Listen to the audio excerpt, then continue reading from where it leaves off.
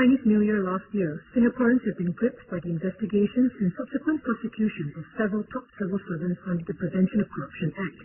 There have been recent reports of corruption complaints against other public officials. For example, an assistant director from the Media Development Authority is suspected of borrowing money from applicants for MDA grants. Now, an assistant director of the Corrupt Practices Investigation Bureau itself is under investigation for alleged embezzlement. This series of announcements naturally arouses public concern. On the one hand, we can certainly take comfort in the fact that the complaints came to light and are being investigated and prosecuted. On the other hand, some may worry whether there is cause for concern about slipping standards of conduct in the public service. The most recent report of the CPIB available on its website is for the year 2011.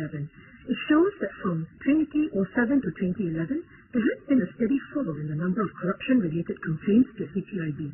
During this period, the number of CPIB investigations also declined significantly from 323 in 2007 to 138 in 2011. As 2012 appears to have been a busy year for CPIB, could the government confirm whether the declining trend has now been reversed? That is, has there been an increase in the number of corruption complaints and prosecutions in 2012?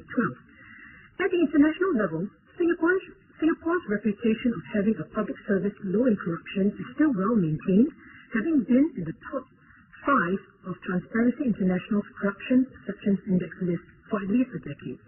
However, while we were rated joint number 1 in 2010, we have been ranked 5th for the last 2 years.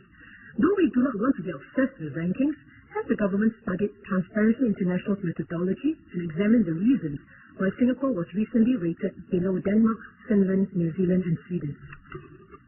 Mr. Singh,